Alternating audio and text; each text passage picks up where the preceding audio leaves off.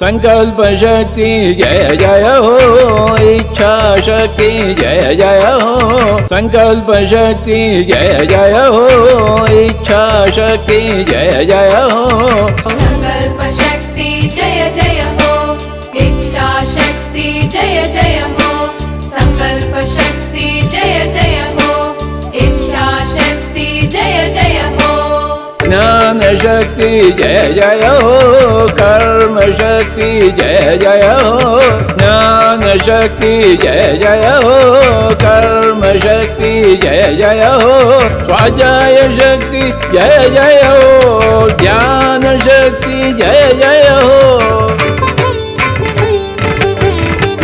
ज्ञान शक्ति जय जय हो कर्म शक्ति जय जय हो ज्ञान शक्ति जय जय हो कर्म शक्ति जय जय हो स्वाध्याय शक्ति जय जय हो ध्यान शक्ति जय जय हो प्राण शक्ति जय जय हो दिव्य प्राण शक्ति जय जय हो पिरामिड शक्ति जय जय हो दिव्य पिरामिड शक्ति जय जय हो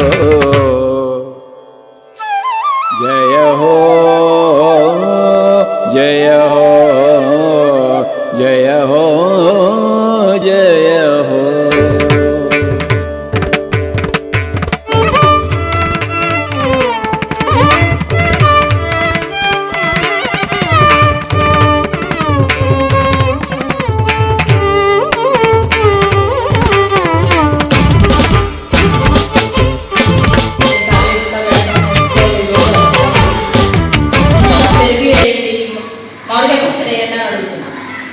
లేదు లేదు ఇంటికి వచ్చిన వాళ్ళకి అలా పెట్టకూడదని వాళ్ళు. ఇంకొక చోటేమో ఫంక్షన్ అయింది, మనకి ఏంటంటే బాక్స్ నుంచి పంపిస్తారు కదా, అలా తెచ్చుకొని దాన్ని పడేయకూడదని తింటాం. ఈ 2 సార్లు ఏంటంటే నా లోపల నుంచి తినకూడదు, అయితే తినలేదు, తినకూడదు, నచ్చలేదు, అంటే మానేసి అలా జరిగింది. ఆ తర్వాత ధ్యానంలోకి వచ్చిన 3 నెలలు అంటే సెప్టెంబరు, నేను జూన్ జూలైలో వచ్చాను. సెప్టెంబర్ 2కి ఈయన మన మాజీ సీఎం గారు చనిపోయిన రాజశేఖర్ రెడ్డి గారు యాక్సిడెంట్ అయింది. ఆ రోజు ఏమైందంటే ముందు రోజు 104 జ్వరం వచ్చింది నాకు. ఆ జ్వరానికి అందరూ చెప్తున్నారు టైం పాస్ చేస్తున్నాను, నేను ట్యాబ్లెట్ వేసుకోకుండా. మా చెల్లి చూడలేక ఏం చేసింది అంటే ఒక ట్యాబ్లెట్ తెచ్చి ఇచ్చింది నాకు. ఇచ్చి నిన్నటి నుంచి అంత ఒళ్ళు కాలిపోతుంది, ట్యాబ్లెట్ వేసుకోని చెప్పి పెట్టింది. నేను దాన్ని ఏం చేశాను, పక్కన పెట్టుకుని అందరూ ఏదో చెప్తున్నారు, నో డాక్టర్ నో మెడిసిన్ అంటున్నారు కదా అని నా పక్కనే ట్యాబ్లెట్ పెట్టుకొని ధ్యానంలో కూర్చున్నాను. నాకు జ్వరం తగ్గలేదు. నిజంగా 4 జ్వరం తగ్గిపోయిందండి. ఆ రోజు నుంచి ఈ రోజు వరకు నో డాక్టర్ నో మెడిసిన్.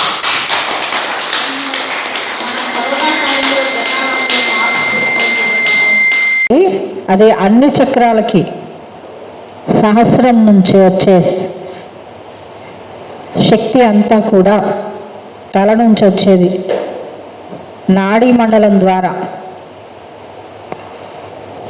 మన లోపలికి వచ్చి నాడీ మండల శుద్ధి జరిగేంత వరకు, అంటే ఆలోచనల్లో నెగిటివ్ ఎనర్జీ ఉన్నా, శరీరంలో నెగిటివ్ ఉన్నా నొప్పులు వస్తూ ఉంటాయి. అందుకోసం ఏంటంటే వీలైనంత వరకు వెన్నుపూస సరిగ్గా పెట్టండి. శరీరం సహకరిస్తే ఓకే, సహకరించినప్పుడు వంగండి.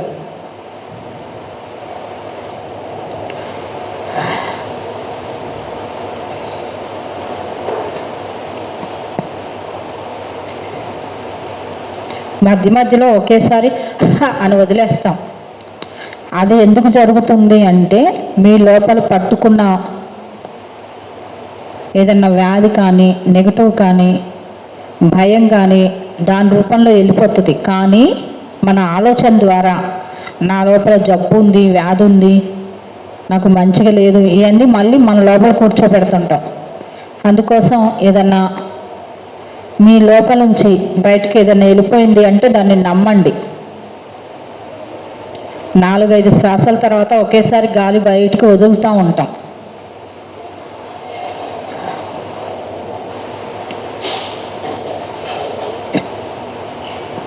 కళ్ళు మూసుకోండమ్మా.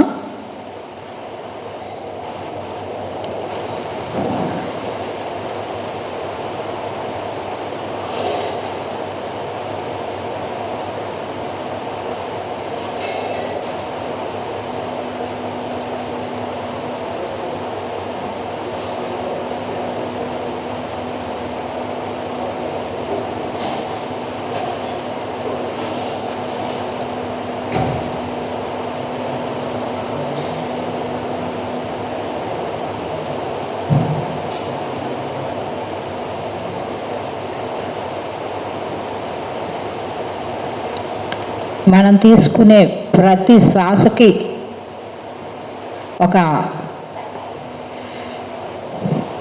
మన ఆయుష్లో ఒక లెక్క ఉంటుంది. అందుకు సరి అయిన శ్వాస తీసుకోండి.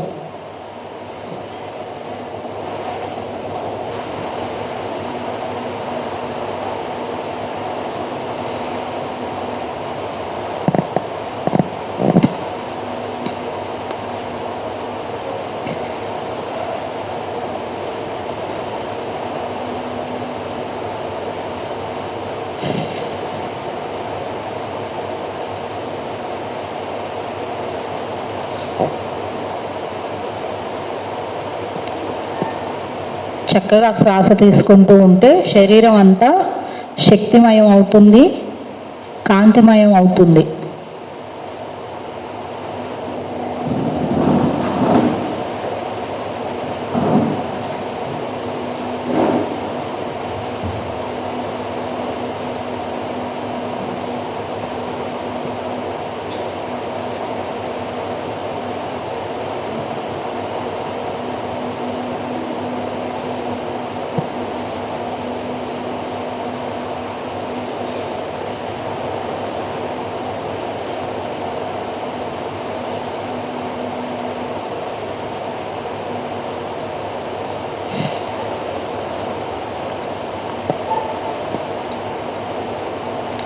ప్రతి శ్వాసతో మనతో మనం ఉందాం.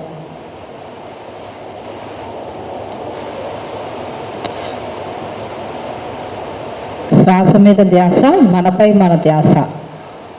ఎప్పుడైతే శ్వాస మీద ధ్యాస పోయిందో పరధ్యాసలో పడిపోతారు.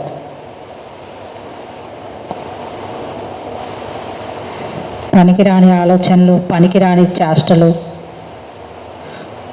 పనికిరాని విషయాలన్నింటినీ మనం మోస్తూ ఉంటాం. అది పరధ్యాస అవుతుంది. శ్వాస మీద ధ్యాస, మన ధ్యాస, మన మీద మనకి ధ్యాస.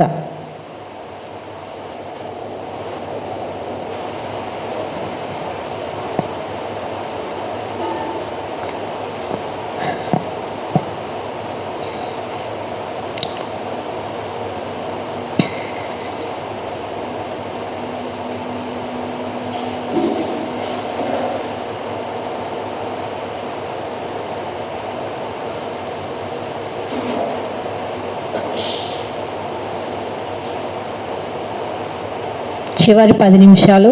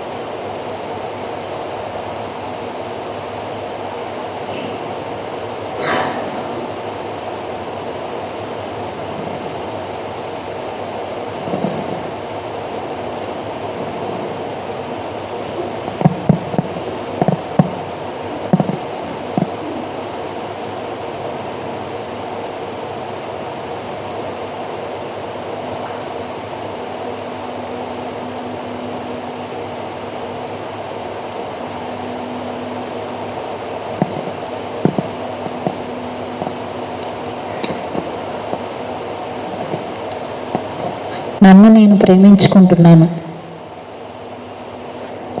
నన్ను నేను ఇష్టపడుతున్నాను. నన్ను నేను ఒప్పుకుంటున్నాను.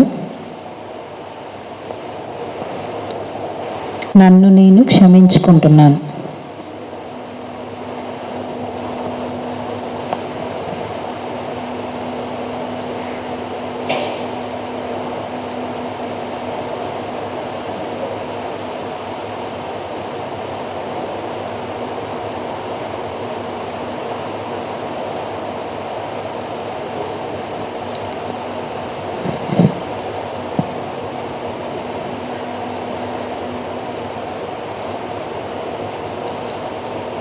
మన మీద మనకి ప్రేమ లేనప్పుడే శరీరం మీద కంప్లైంట్లు పెరిగి జబ్బులు వస్తూ ఉంటాయి.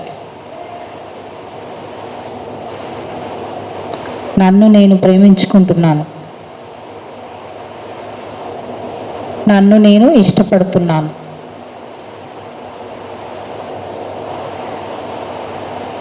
నన్ను నేను ఒప్పుకుంటున్నాను.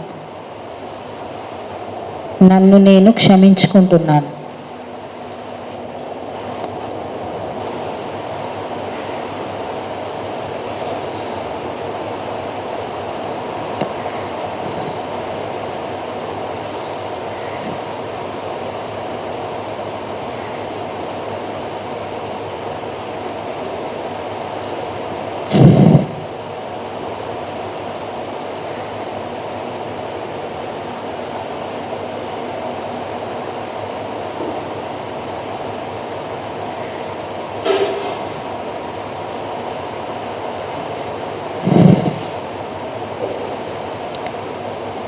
నన్ను నేను ప్రేమించుకుంటున్నాను.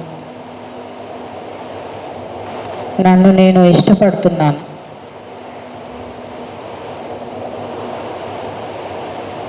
నన్ను నేను ఒప్పుకుంటున్నాను.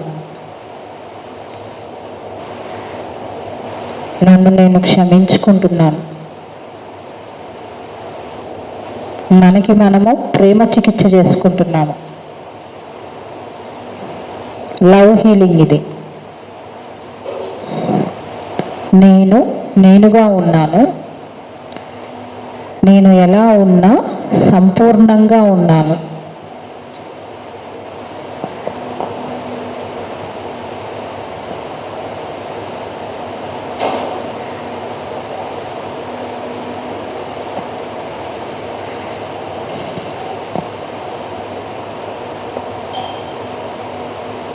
చివరి 7 నిమిషాలు.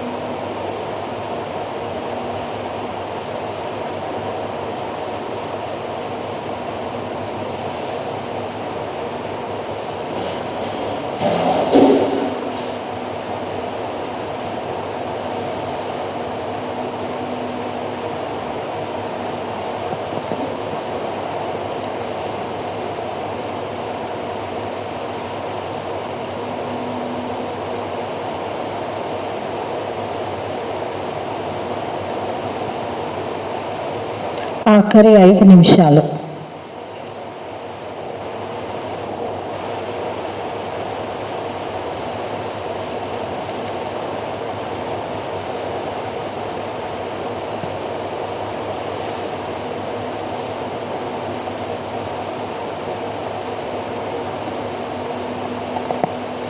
ప్రతిసారి ధ్యానం చేసినప్పుడల్లా ధ్యానానికి ముందు శరీరం మనసు ఎలా ఉంది, ధ్యానం తర్వాత ఎలా ఉంది గమనించుకోండి.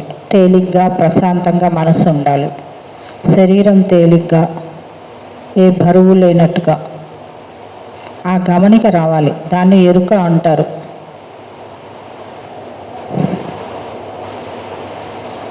చివరి 5 నిమిషాలు.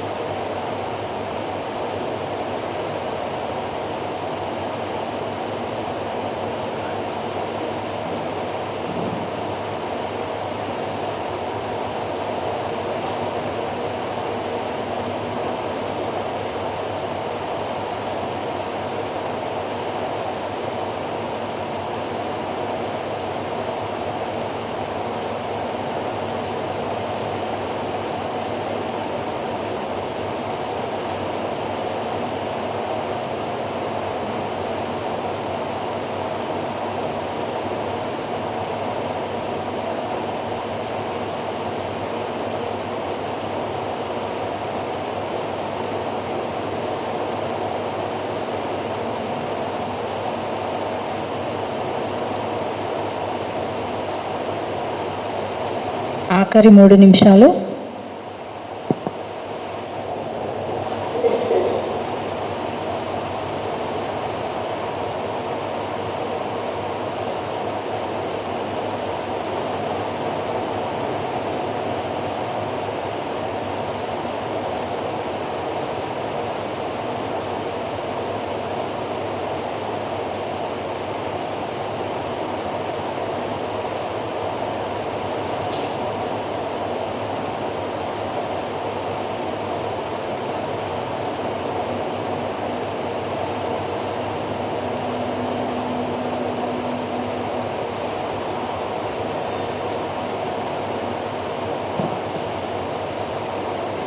చివరి 2 నిమిషాలు.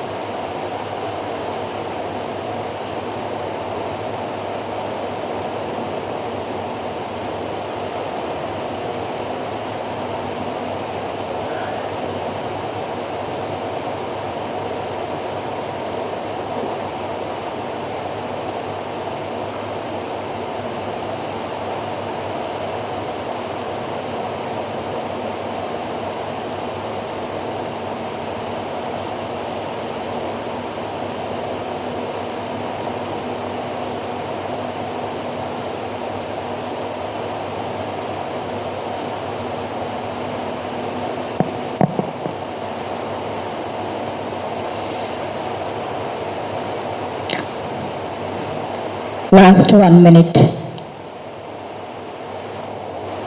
చివరి 1 నిమిషం.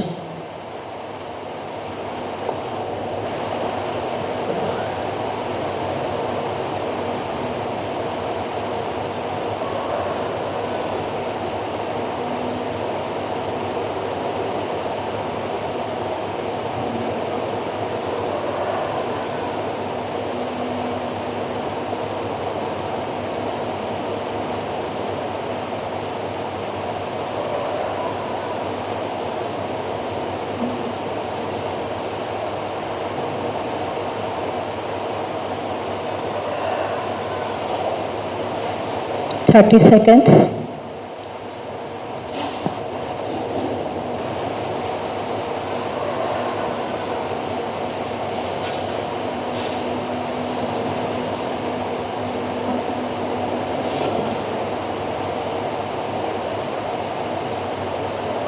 Twenty seconds.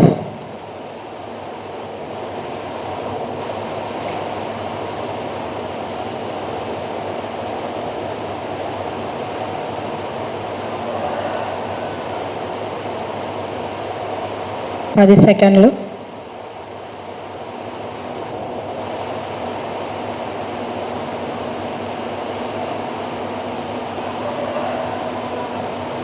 ఐదు సెకండ్లు.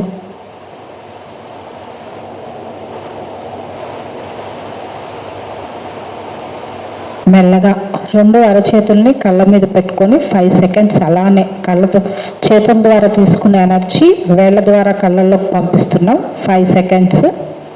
5 4 3 2 1 0. మెల్లగా అరచేతులు చూస్తూ కళ్ళు తెరవండి. ఓకే అండి. ధ్యానానికి పత్రి సార్కి, స్వర్ణమాల అమ్మకి, ఇక్కడున్న ఆర్గనైజర్లందరికీ, ఇప్పుడు దాకా మీ ధ్యానంలో కూర్చున్నాం మీ అందరికీ, చక్కగా ధ్యానం చేసిన అందరికీ పేరు పేరున ధన్యవాదాలు. ఇంత మంచి అవకాశం ఇచ్చిన మీ వింజమూరు వాసులు అందరికీ పేరు పేరున ధన్యవాదాలండి. Thank you. ఎలా ఉంది ధ్యానం? నిద్ర రాలేదా? తినేసంగా అది కూడా వస్తుంది కొంచెం. అయితే ఒక 5 సెకండ్లుగా, అదే ఒక 5 నిమిషాలు 2 నిమిషాలు ఉంటుంది, తర్వాత బాగా కుదురుతుంది. అదే రోజు కనుక మిమ్మల్ని మీరు నిర్లక్ష్యం చేయకుండా మీకోసం ధ్యానం ట్రై చేయండి. 2-3 గంటలు ధ్యానం చేయటానికి. అప్పుడు తలనొప్పులు, కాళ్ళు నొప్పులు, మోకాలు నొప్పులు, షుగర్లు, బీపీలు అన్నీ తగ్గేది మనకి తెలియాలి. నాకు ఇక్కడ బాధ ఉంది, నేను తీసుకునే శక్తి నాకు అక్కడికి వెళ్ళి హీల్ చేస్తుంది అనేది మనకి ఎరుక రావాలి. ఇక్కడ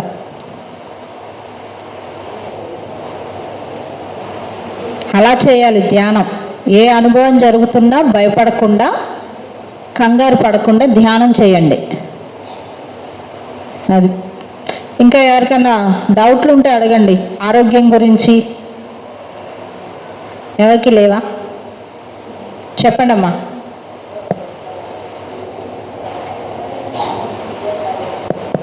టైం పెంచుతారా ధ్యానానికి? పౌర్ణమి అమావాస్యకి చేయండి వచ్చి. మీరు చేస్తూ ఉంటేనే, మనం చేసినప్పుడు మన కుటుంబ సభ్యులు మన మాట వింటారు. మనం చేయాలి, వాళ్ళతో ధ్యానం చేయించాలి. ఇందాక ఒక మేడం అడిగారు, దుఃఖం వస్తుంది అందరు బాగున్నారు అని. మనం చాలా సంవత్సరాలుగా చిన్నప్పటి నుంచి కానీ, లేదా కొన్ని జన్మలుగా దుఃఖం లోపల అణిచిపెట్టుకుంటే, అంటే ఏడిస్తే చులకనగా చూస్తారనో, లేకపోతే ఏడిస్తే కోప్పడతారనో, ఇట్లాంటి భావాలతో ఉన్నా, లేదన్నా ఒక బాధను అణిచిపెట్టుకున్నా కూడా ధ్యానంలోకి వచ్చిన కొత్తలో అది బయటకు వస్తూ ఉంటుంది. దాన్ని గమనించుకొని ఎన్ని రోజులు ఉంటుంది, ఒకవేళ ఏడుపు వస్తే ఏడ్చేయడం, అక్కడ ఒక్కళ్ళగా ఉన్నప్పుడు బోరున ఏడుపు వస్తుంది, అయినా ఏడ్చేయండి, ఏం కాదు. మనసు తేలికేంత వరకు కొన్ని రోజుల వరకు దుఃఖం ఉంటుంది. ఏడవండి, ఏం కాదు, తప్పు కాదు. ఏడవటం తప్పు కాదు, నవ్వటం తప్పు కాదు. మనకు అలా నేర్పించేశారు సమాజపరంగా. మగవాళ్ళని కూడా ఏడవకూడదు అంటారు, అది తప్పు.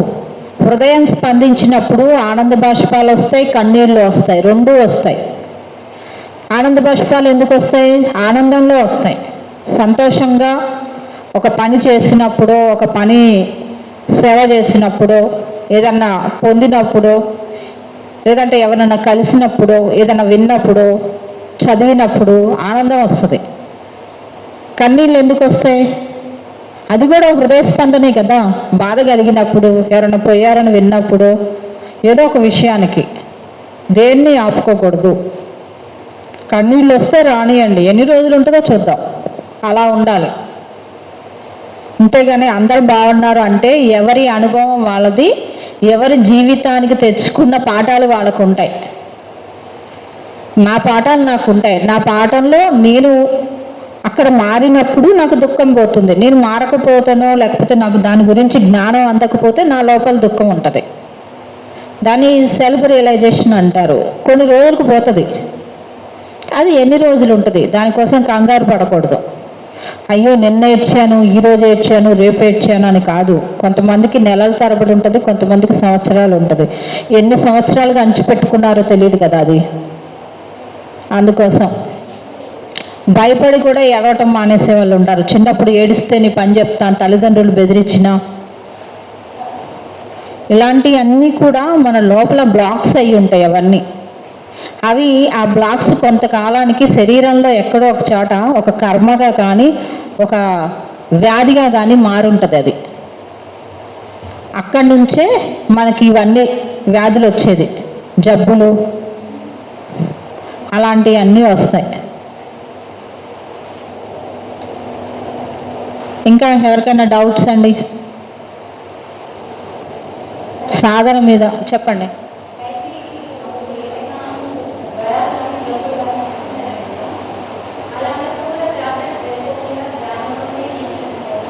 అంటే నమ్మకం ఉంటే మానేయండి, నమ్మకం కాకుండా భయం ఉంటే వేసుకోండి. భయంతో వీళ్ళు చెప్పారు వాళ్ళు చెప్పారని మానేస్తే మీకు దాని మీద నమ్మకం రావాలి కదా. మీ నమ్మకంతో మిమ్మల్ని నమ్మాలి, మీ ధ్యాన శక్తిని నమ్మాలి, అలాగే మన గురువుని నమ్మాలి, గురువుకి సరెండర్ అయిపోవాలి.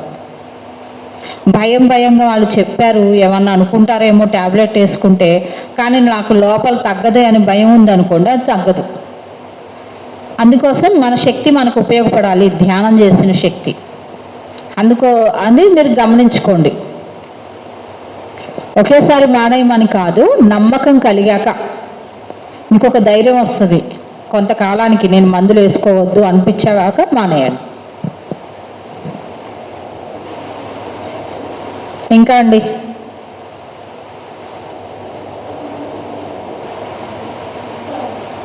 ఎవరికి డౌట్స్ లేవా? సాధన గురించి అయితే మీకు ఏం అర్థం కాలేదు ఇందాక నుంచి.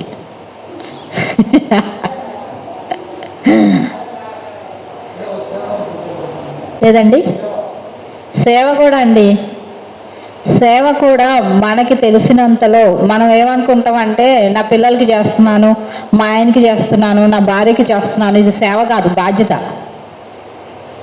మన తల్లిదండ్రులు కాక వేరే వాళ్ళకి తల్లిదండ్రులు, గురువు గారు కూడా చెప్పారు, వేరే వాళ్ళ తల్లిదండ్రులకి, వేరే వాళ్ళ పిల్లలకి, వేరే వాళ్ళ పెద్దలకి చేసేది సేవ కింద వస్తుంది. ఆధ్యాత్మిక సేవ వేరు. చాలామంది ఏంటంటే గుడికి వెళ్ళటం, అక్కడ మొక్కుకోవటము, తర్వాత మెట్ల పూజ, ఇంకేవో ఉంటాయి కదా, 1,00,000 దీపాలు వెలిగించటము, కుంకుమార్చన, భగవంతుడి సేవ చేస్తాం అంటారు. లోపల మన భగవంతుడిని నిర్లక్ష్యం చేస్తాం. అది కాదు. మన గురించి మనం పట్టించుకుంటూనే మన తోటి వారికి కూడా ఉపయోగపడే పనులు చేయటం. అంటే ఇప్పుడు ధ్యానం బాగుంది, ధ్యానానికి రమ్మని చెప్పడం, ధ్యానంలో ఏదైనా కార్యక్రమం చదివితే అందుకోవటం. మీకు వంట వస్తే వంటలో హెల్ప్ చేయండి, గిన్నెలు కడగటం వస్తే గిన్నెలు కడగటంలో హెల్ప్, ఊడటం ఇంట్రెస్ట్ ఉంటే, ఇక్కడ ఒక 100 మంది వస్తున్నారు, 2-3 ఎలా చేస్తాం మనం పని? ఆలోచించండి. తలా ఒక చేస్తేనే కదా మన ఇంట్లో ఫంక్షన్కి కూడా ఒక 20 రోజుల ముందు నుంచి ప్రిపేర్ అవుతాం. ఆ రోజు క్యాటరింగ్ ఇవ్వటము, గిన్నెలు కడగటానికి ముందు రోజు అయితే ఒక ప్రిపరేషన్ ఉంటుంది కదా. ఇక్కడ కూడా వారం రోజుల్లో తలా ఒక పని ఏదో ఒకటి అందుకోండి. ఇంకొకటి ఏంటంటే ముడుచుకుపోవద్దు, వాళ్ళు ఏమనుకుంటారు వీళ్ళు అనుకుంటారు కాదు. ఇక్కడ ఇలా బయటకు వచ్చేయాలి మనం. ఇక్కడ నుంచి స్వీకరించటం, హృదయం నుంచి స్వీకరించటం, ఓపెన్ హార్ట్తో ఉండటం అంటారు. అన్నిటినీ మనుషుల్ని అందరినీ ఒప్పుకోవటం, నన్ను నేను ఒప్పుకున్నా అంటే అందరినీ ఒప్పుకోవటము. వాళ్ళు ఏమనుకుంటారు వీళ్ళు ఏమనుకుంటారు కాదు. సేవ, ఆ సేవలో ఏంటి అంటే చిన్నతనంగా ఫీల్ అవ్వకూడదు. సేవ చేయడానికి కూడా చెప్పారు, నేనేం చేయగలను, ఇక్కడ నా వల్ల ఇక్కడ విశ్వానికి ఏం జరగాలి అది జరిగిద్ది. క్లాసులు చెప్పగలిగితే క్లాసులు, ర్యాలీలు డబ్బు పరంగా ఇవ్వచ్చు, శక్తి పరంగా ఇవ్వచ్చు సేవలో. ఇప్పుడు రోజు డైలీ ఇక్కడ ధ్యానం చేస్తున్న, పౌర్ణమి అమావాస్య చేస్తున్న గ్రూప్ ధ్యానం వల్ల ఎవరి దగ్గర అయితే ఎక్కువ శక్తి ఉందో బాగలేని వాళ్ళకి మన పక్కన కూర్చొని ధ్యానం చేస్తూ ఉంటే ఈ గ్రూప్ ధ్యానంలో వాళ్ళకి తగ్గే అవకాశం ఉంటుంది. అక్కడ కూడా శక్తి దానం చేస్తున్నాం కదా. అన్నదానం ఒకటే ధ్యానం కాదు కదా. మన వల్ల ఇంకొకళ్ళకి హీలింగ్ జరిగిపోయింది, స్వస్థత. వాళ్ళ మనసు బాగలేదు, మన లోపల మన మధ్యలో కూర్చుంటారు, మనసు సరి అవుతుంది. అలా చేయొచ్చు సేవ. 4 మంచి మాటలు, పనికిరాని మాటలు కాదు, పనికొచ్చే మాటలు మాత్రమే. ధ్యానం చేయండి, శాకాహారం తినండి, అలా అని కొత్తగా వచ్చిన వాళ్ళని ఏం బలవంతం చేయకండి. వాళ్ళ టైం వచ్చినప్పుడు మారుతారు. చెప్పడం వరకే మన బాధ్యత. ఎవరైనా భయపడ్డారనుకోండి, మెల్లమెల్లగా మీరు ధ్యానం చేస్తుంటే మీరే మానేస్తారు. వచ్చిన రోజే ధ్యానం మానేయండి, ఇట్లాంటి ఫోర్స్ చేయొద్దు ఇక్కడ. ఎందుకంటే మనకి ధ్యానానికి రావటం ముఖ్యం, వాళ్ళు తర్వాత వాళ్ళే మానేస్తారు. ఇంకా ఏ సేవైనా ఇందులోనే పాంప్లెట్లు పంచిపెట్టడానికి సిగ్గుపడకండి. అక్కడే మెయిన్ ఆగిపోయేది. పాంప్లెట్లు పట్టుకొని ఇస్తే ఏదో షాప్ ఓపెనింగ్కి రమ్మన్నారు, బిజినెస్ ఓపెనింగ్కి రమ్మన్నారు అనుకుంటారు, మేము పంచిపెట్టామని సిగ్గుపడతారు. అలా లేదు. మేము ర్యాలీలో 1000 పాంప్లెట్లు పంచి పెడతాం. 3000 ఒక రోజులో అయిపోయినాయి. ఇంకొక చాటేమో 10,000. ఎక్కడిచ్చాం ఏమి ఇచ్చాం అంటే ఆగి ఉన్న స్కూటర్ను కూడా వదిలిపెట్టట్లేదు పిల్లలు. అసలు హైదరాబాద్లో ర్యాలీలు అంటే శ్రీశక్తి మగవాళ్ళు 30 మంది ఉంటే ఆడవాళ్ళు 70 మంది వచ్చేస్తున్నారు. చిన్న ఇప్పుడు ఈ సంవత్సరం అయితే పిల్లలు పెరిగిపోయారు. ప్రతి ఒక్కరు ఫ్యామిలీతో 4 ఉంటే 4, 3 ఉంటే 3 అట్లా వచ్చేస్తున్నారు. ఇక చంటి పిల్లల్ని భుజాన వేసుకొని స్లోగన్స్ ఇస్తున్నారు. నాకు అర్థం కాలేదు, అమ్మ ఆవిడ ఎట్లా రాగలుగుతుందా అనిపించింది. భుజాన పాప ఉంది. ఇక ఒకటే పోనీ మైక్ ఉందా అంటే మైక్ లేదు. అంటే ఎంతమంది 150-200 మందికి ఇక్కడ వినపడదు కాబట్టి మధ్యలో లాస్ట్ అందుకుంటున్నారు. అక్కడ ఇస్తుంది ఆవిడ. మళ్ళీ చూస్తే సంవత్సరం 4 నెలల పిల్లోడు. మొయ్యాలంటే అంత దూరం మేము పెట్టుకున్నప్పుడల్లా 5 కిలోమీటర్లకు తక్కువ పెట్టుకోవట్లే. ఎక్కడ జరిగినా మొన్న మీ అందరికీ లక్ష్మీ మేడం గారు తెలుసు కదా, కుకట్పల్లి 8 కిలోమీటర్లు నడిపించింది. ఏంటి మేడం ఇంకా రావట్లే అంటే, నేను ఎక్కడ నడిపించా 2 గంటలు అంది, కానీ 8 కిలోమీటర్లు నడిచాం. అసలు అది హైలైట్. కుకట్పల్లిలో జరిగిన మొదటి ర్యాలీ మేడం 150 మందికి అనుకొని వంట చేశారు. 350 దాటారు. 3 సార్లు వంట చేయాల్సి వచ్చింది. 15 మందికి లాస్ట్ ఆర్గనైజర్లకి భోజనం లేదు. మళ్ళీ రైస్ ఉండి ఒక 10-15 నిమ్మకాయలు తెచ్చి నిమ్మకాయలు పిండి పెట్టారు. అలా అని నాకు తిండి తక్కువైంది, నాకు ఫుడ్ అందలేదో ఎవరు ఫీల్ అవ్వలేదు. ఇంకా సంతోషంగా వండి పెట్టారు. మేడం మళ్ళీ ముందు రోజు క్లాస్కి వచ్చి పడుకొని ఏదో ఛానల్లో ఒకదానికి వెళ్ళింది ఆవిడ. క్లాస్కి సెంటర్లో క్లాస్ చెప్పింది. మళ్ళీ నైట్ పడుకొని పొద్దునే అన్ని ఏర్పాట్లు చేసుకొని ఆమె చెప్పేంతవరకు ఆ కూర అర్థం కాలేదు ఫస్ట్ నాకు. ఏంటి మేడం మీరు ఏం కూర పెట్టారు? ఊరికే అట్లా జోక్ అనమాట.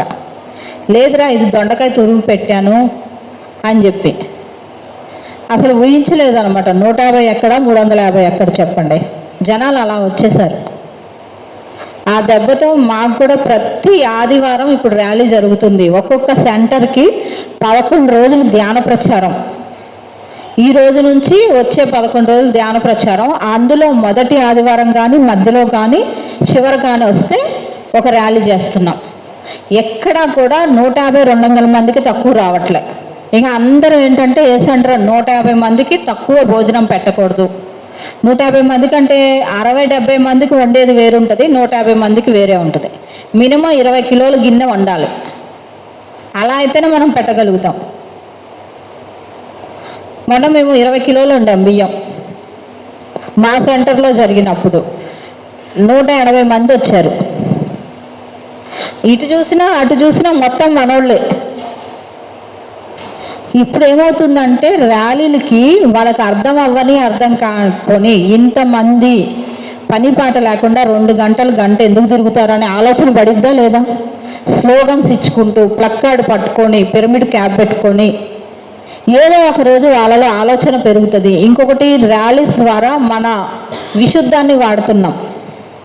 మన మాట యూనివర్సల్లోకి పంపించినప్పుడు అదొక బలంగా మారి ఏదో ఒక రోజు వాళ్ళు 100 మందిలో 10 మంది మారినా మన ద్వారా మారినట్టే, 10 మందిలో ఒక్కరు మారినా మారినట్టే. అలా ఇక్కడ దీన్ని వాడుతున్నాం, మన గొంతును వాడుతున్నాం, వాక్కును వాడుతున్నాం. అక్కడ భూమాతతో కనెక్ట్ అయి తిరగడం వల్ల ఆ ఎనర్జీ అక్కడ మారవటానికి మనం హెల్ప్ అవుతున్నాం. పాంప్లెట్ల ద్వారా మేము అన్ని పాంప్లెట్లు పంచితే తిప్పి కొడితే 4 వచ్చారు కొత్త వాళ్ళు. అదే రోజు నా వెనకాల ఒక అబ్బాయి వచ్చేసాడు, ఫోన్లు చేస్తూనే ఉన్నాడు మేము వెనక్కి రాకముందే. ఏంటి అంటే ఇప్పుడు పాంప్లెట్ ఇచ్చారుగా మేడం ధ్యానానికి వచ్చామని. 3000లో ఒక్కళ్ళు వచ్చారు, అంటే 3000 పాంప్లెట్లకి. తర్వాత నుంచి సెంటర్కి రావడం మొదలుపెట్టారు. అందుకేంటంటే కొత్త ప్రాంతాల్లో కొత్త వాళ్ళకి మన పాంప్లెట్ ద్వారా రావచ్చు, ఛానల్ ద్వారా రావచ్చు, మనం చేసే ధ్యాన ప్రచారం ద్వారా కూడా రావచ్చు. సిగ్గుపడద్దు.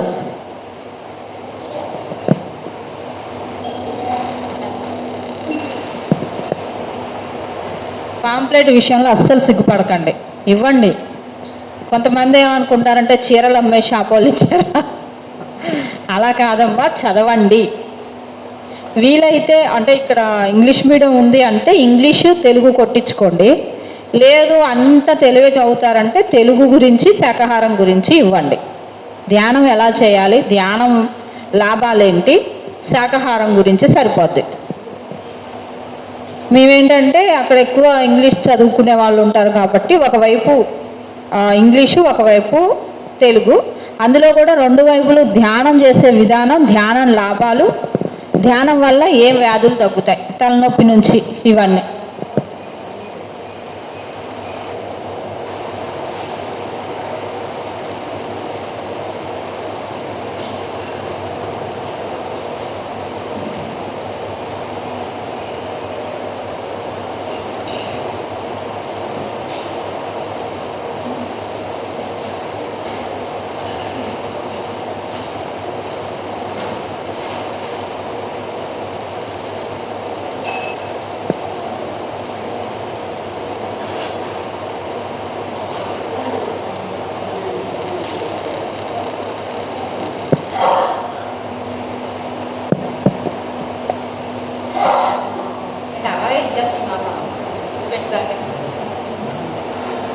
సరే, అందరికి ఇస్తుంది అనుకోలే నేను.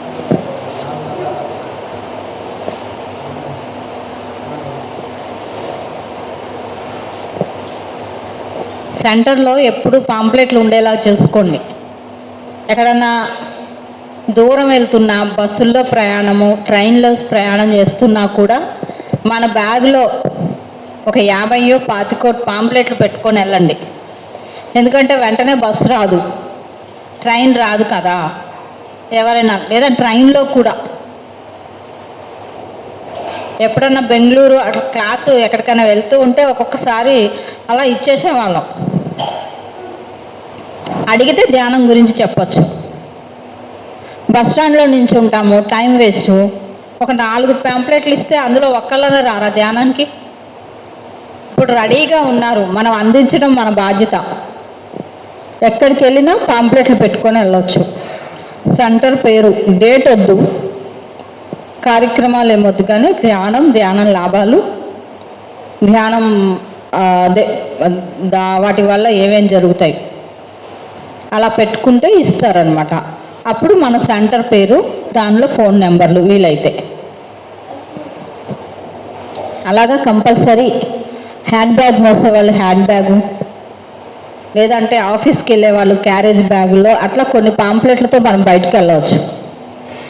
రోజు కూడా ధ్యాన ప్రచారం మన జీవితంలో భాగం అయిపోవాలి. అలా చేస్తూ ఉంటే ఏదో ఒక రోజు గొప్ప మార్పు జరుగుతుంది, మనకే జరుగుతుంది. ధ్యాన ప్రచారం వల్ల మనమే మారుతాం, క్లాసుల వల్ల మనమే మారుతాం, ధ్యానం వల్ల మనమే మారుతాం. మనం ఎవరిని మార్చడానికి రాలేదు, మనం మారితే మన చుట్టూ ప్రపంచం మారుతుంది. అందుకు వీలైనంత వరకు పాంప్లెట్లు పంచిపెట్టండి. మహాకరుణ ఇంటింట ధర్మ ప్రచార యాత్ర.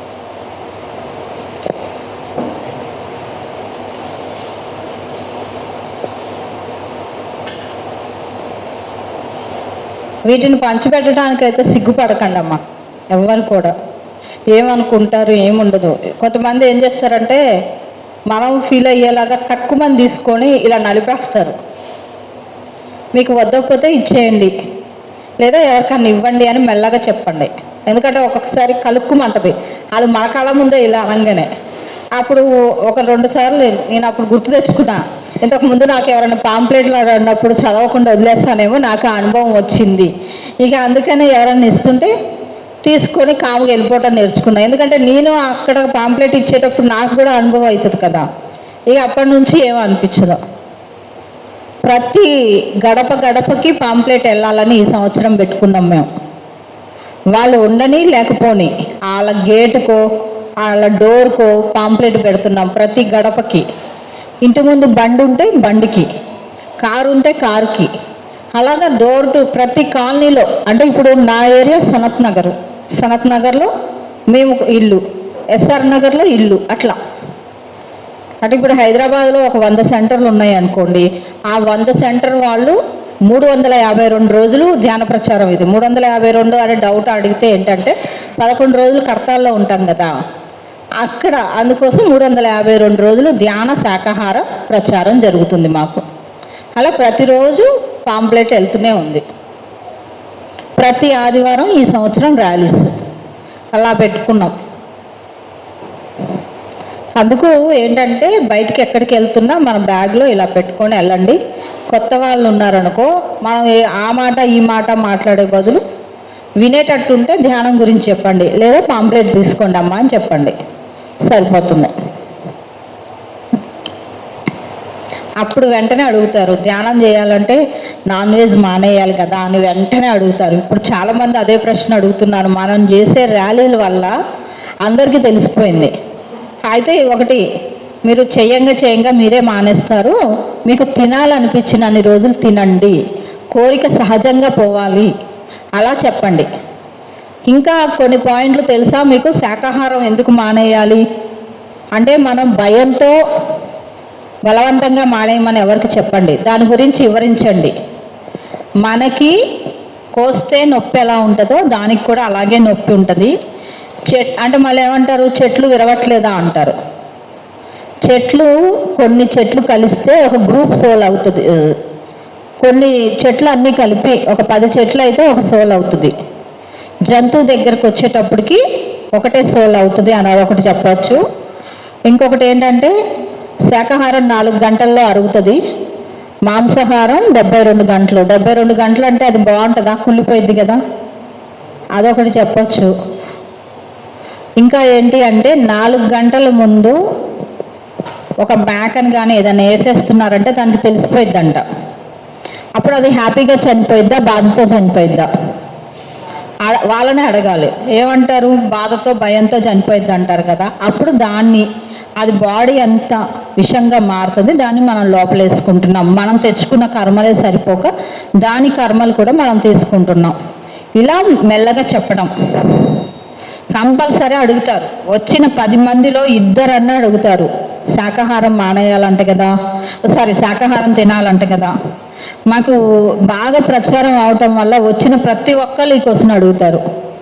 నాన్ వెజ్ తినొద్దంట కదా, మా హాస్టల్లో పెడతారు, మాకు తినాలనిపిస్తుంది. సరే ఎన్ని రోజులు తింటావో తినని చెప్తాం. కానీ ఏదో ఒక రోజు ముస్లిం అబ్బాయిలు మానేశారు 4. గ్రేటే కదా అది. ర్యాలీలో ఎంత హెల్ప్ చేశారో పిల్లలు. ఆ ర్యాలీ తర్వాత అక్క తినాలనిపించట్లేదు అక్క, బాధగా ఉంది అక్క మాకు అంటే, మరి మానే ఇంకేంటి, నీ లోపల మార్పు వచ్చింది కదా అని. లేదా రోజు ఎగ్గు కర్రీ ఇవి తీసుకెళ్ళటం, వండుకోవడం, అలా మనం చేసేదానివల్ల ఆ రోజు మార్పు రాదు. చేయంగా 10 రోజులకో నెలకో ఏదో ఒక రోజు మార్పు అయితే, మార్పుకి నాంది మనం, అంతే, అంతవరకే. ఫలితం దాని టైం వచ్చినప్పుడు మారిపోద్ది. సేవ మాత్రం ఆశించి చేయకండి. నేను ఇది చేశాను, నన్ను ఇలా అన్నారు, అలా అన్నారు, నేను ఇంత పెట్టాను కాదు. ఇష్టపూర్వకంగా ఇది 10 మందికి ఉపయోగపడే పని కాబట్టి నేను కూడా చెయ్యాలి. ఈరోజు కుదరలేదు అంటే ఇప్పుడు ఎమర్జెన్సీ పనులు ఎవరికైనా ఉంటాయి. కానీ 2-3 వారాల తర్వాత, ఇప్పుడు ఆ మేడం చెప్పారు ఇల్లు కడితే వల్ల 4 వారాలు రాలేదు అని, 5వ వారం వచ్చేసరిగా అలా. ఎందుకంటే మనకి టెస్టింగ్ బద్ధకం వస్తుంటుంది. అన్ని బద్ధకాల్లో కల్లా ఆధ్యాత్మిక బద్ధకం మరీ డేంజర్ అంట. ఒక అరగంట చేయంగానే చాలే అని పడుకోవటం, సాధన అట్లే తప్పించుకుంటాం, సేవ అట్లే తప్పించుకుంటాం. బద్ధకం ఈరోజు కాదులే రేపు చేద్దాంలే, రేపు ఇంకో వారం పోదాంలే, ఇలా వాయిదా వేస్తూ ఉంటాం. ఏమవుతుంది అంటే భౌతిక జీవితంలో ఏమనిపించదు, ఆధ్యాత్మిక జీవితాన్ని మనం పోస్ట్పోన్ చేసుకుంటాం. ఇంకొక జన్మ ఎక్కువ పొందుతాం అంతే. మళ్ళీ ఇంకో జన్మ వచ్చి మళ్ళీ అనుభవాలు పొంది మళ్ళీ అప్పుడు ధ్యానానికి రావాలి. అంటే మనం చేతులారా ఆధ్యాత్మిక జీవితాన్ని పొడిగించుకుంటాం. ఇక్కడ అవకాశం వచ్చింది, సేవ చేయాలి, సేవ చేసేయండి. క్లాస్ చెప్పే అవకాశం వచ్చింది, క్లాస్ చెప్పండి. సాధన కోసం సహకరించాలి, సాధన చేసేయండి, అంతే. ఆలోచించద్దు, అమ్మో నేను చేయగలుగుతానా, వీళ్ళు ఏమనుకుంటారు, ఇంట్లో వాళ్ళు ఏమంటారు. ఇంట్లో వాళ్ళు ఏమనుకుంటారు, మన ద్వారా వాళ్ళ ఎనర్జీ కూడా మారుతుంది కదా. వాళ్ళు ఏమనుకున్నా పర్సనల్గా తీసుకోకండి. ముందు ఏ విషయంలో పర్సనల్గా తీసుకోవద్దు. నా ఆలోచన నాకు గొప్ప, వాళ్ళ ఆలోచన వాళ్ళకు గొప్ప. ఇక్కడ ఏంటి అంటే మనం చిన్నతనంగా భావించకుండా మొదలు పెట్టేయటమే. చాలామంది దీనికే భయపడతారు. ఇంట్లో వాళ్ళు వద్దంటున్నారు, చేయొద్దు అంటున్నారు, నన్ను ఎక్కిరిస్తున్నారు. అస్సలు పట్టించుకోవద్దు. ఏదో ఒక టయానికి మన మాట నమ్మి వాళ్ళు కూడా వస్తారు.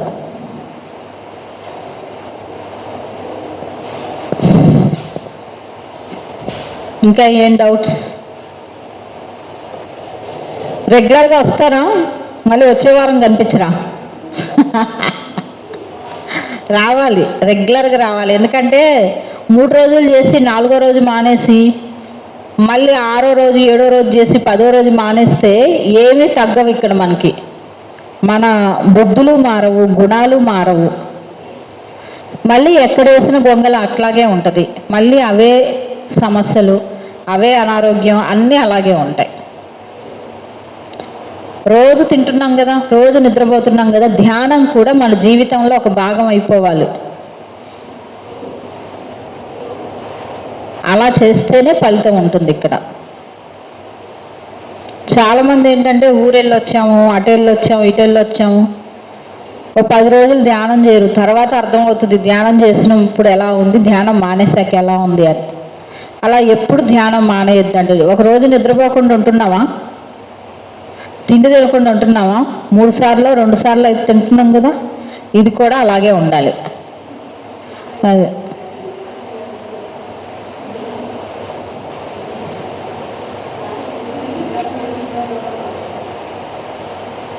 ఏంటి, ఎవరికి డౌట్లు లేవండి?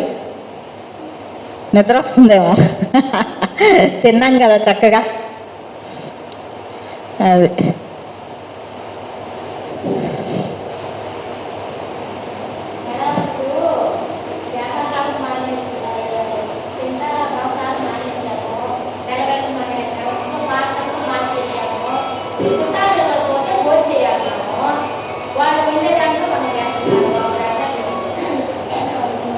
అంటే ఇంట్లో వాళ్ళకు వండుతున్నారా?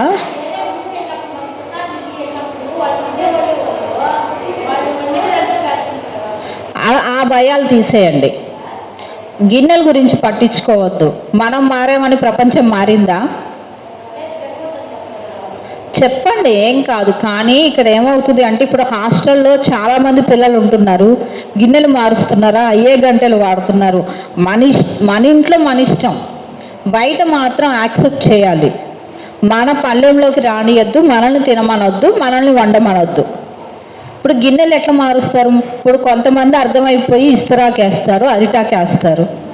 వాళ్ళు ఉన్న పలానా ఇప్పుడు 100 మంది వెళ్తాం, రోజుకు ఒకళ్ళు వెళ్తారు, రోజు కొత్త ప్లేట్లు పెడతారా? ఇక్కడ ఆ భయాన్ని తీసేయండి. వాళ్ళ టైం వచ్చినప్పుడు మారుతారు. అట్లా గిన్నెలు పడేయటాలు అట్లాంటివి పెట్టుకోవద్దు అసలు. కొంతమంది తెలియక గిన్నెలు కూడా వద్దు అని మార్చారు, కానీ అలా అన్ని చోట్ల సాధ్యం కాదు. ఎందుకు అంటే ఆ గిన్నెలు కొంతమందికి కుదరచ్చు, కుదరకపోవచ్చు. వేడి నీళ్ళతో కడిగి వాడుకోవచ్చు కదా. ఎందుకంటే ఎవరిదో ఫోన్ అండి, సైలెంట్లో పెట్టుకోండి. నేను ధ్యానంలోకి వచ్చి 15 సంవత్సరాలుగా ఒక 2-3 సంవత్సరాల నుంచి ఒక ఫ్యామిలీ ఫ్రెండ్స్ అయ్యారు. వాళ్ళ ఇంటికి వెళ్తే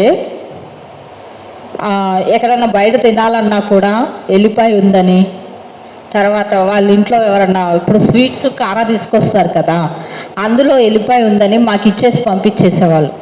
ఎల్లిపాయ ఉంది, ఎల్లిపాయ ఉంది, ఎల్లిపాయ ఉంది. నేను కూడా 15 సంవత్సరాల నుంచి నా వంటల్లో ఉల్లిపాయ లేదు. ఒక 5-6 సంవత్సరాల నుంచి ఉల్లిపాయ లేదు. అప్పటి నుంచి 15 సంవత్సరాల నుంచి ఎల్లిపాయ లేదు. కానీ ఎవరన్నా ఇస్తే ఏం మాట్లాడను, పక్కన తీసి పెట్టి తినేస్తాం. ఇప్పుడు ఈ ఫ్యామిలీ ఏం జరిగింది అంటే వాళ్ళిద్దరు భార్యాభర్తలు విడిపోయేదాకా వెళ్ళిపోయారు. ఒకళ్ళొకళ్ళు నచ్చక. అక్కడ మనను అందరినీ యాక్సెప్ట్ చేయాలి. నన్ను నేను ఒప్పుకోవడం అంటే అందరి అభిరుచుల్ని, ఇష్టాలని గౌరవించాలి. నేను శాకాహారం తింటున్నాను అని జీవితాంతం ఇలా కూర్చుంటే నాకు రావాల్సిన లైఫ్ పార్ట్నర్స్ రారక్కడ.